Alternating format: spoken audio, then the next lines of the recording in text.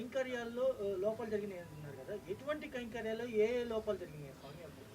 చెప్పాను కదా, ఇదే ప్రసాదాల్లో కల్తీ జరగడం అనేది ఒకటి. అది ప్రసాదాలు తిన్నప్పుడు కానీ, ప్రసాదాలు చూసినప్పుడు కానీ అది ప్రతి భక్తుడికి అర్థమైపోతుంది. ఇందులో ముందు ఉన్న సువాసన లేదు, రుచి లేదు, పవిత్రత లేదనేది.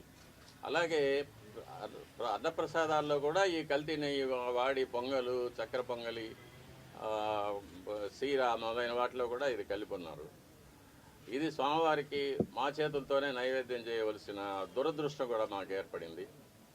అది కాకుండా నైవేద్యాలు జరగడానికి స్వామివారికి ఏ ఏ వేళల్లో నైవేద్యాలు చేయాలనేది ఆగమ శాస్త్రం నిర్ణయిస్తుంది. దాని ప్రకారం కూడా ఒక్కొక్కసారి జరగడం లేదు. నైవేద్యం చేయవలసిన సమయాన్ని కూడా కుంచించి 10 నిమిషాల్లో అయిపోవాలి, 15 నిమిషాల్లో అయిపోవాలి అనేది అర్చకుల మీద ఒక ప్రెషర్ పెట్టడం, త్వరగా ముగించమని చెప్పి వాళ్ళను తరమడం, ఇవన్నీ కూడా జరుగుతూ ఉన్నాయి. ఇవన్నీ కూడా స్వామివారికి జరిగే అపచారాల కిందకే వస్తాయి. సేవలు కైంకర్యాల్లో లోపాలు జరిగినాయి అంటున్నారు కదా! ఎటువంటి కైంకర్యాల్లో ఏ లోపాలు జరిగినాయి స్వామి అప్పుడు? చెప్పాను కదా, ఇదే ప్రసాదాల్లో కల్తీ జరగడం అనేది ఒకటి. అది ప్రసాదాలు తిన్నప్పుడు కానీ, ప్రసాదాలు చూసినప్పుడు కానీ అది ప్రతి భక్తుడికి అర్థమైపోతుంది.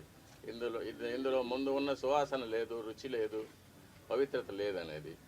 అలాగే అన్నప్రసాదాల్లో కూడా ఈ కల్తీ నెయ్యి వాడి పొంగలు, చక్కెర పొంగలి, సీర మొదలైన వాటిలో కూడా ఇది కలిపి ఉన్నారు. ఇది స్వామివారికి మా చేతులతోనే నైవేద్యం చేయవలసిన దురదృష్టం కూడా మాకు ఏర్పడింది.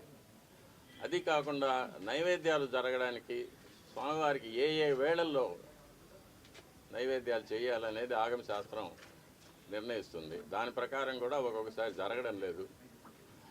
నైవేద్యం చేయవలసిన సమయాన్ని కూడా కుంచించి 10 నిమిషాల్లో అయిపోవాలి, 15 నిమిషాల్లో అయిపోవాలి అనేది అర్చకుల మీద ఒక ప్రెషర్ పెట్టడం, త్వరగా ముగించమని చెప్పి వాళ్ళను తరమడం, ఇవన్నీ కూడా జరుగుతూ ఉన్నాయి. ఇవన్నీ కూడా స్వామివారికి జరిగే అపచారాల కిందకే వస్తాయి.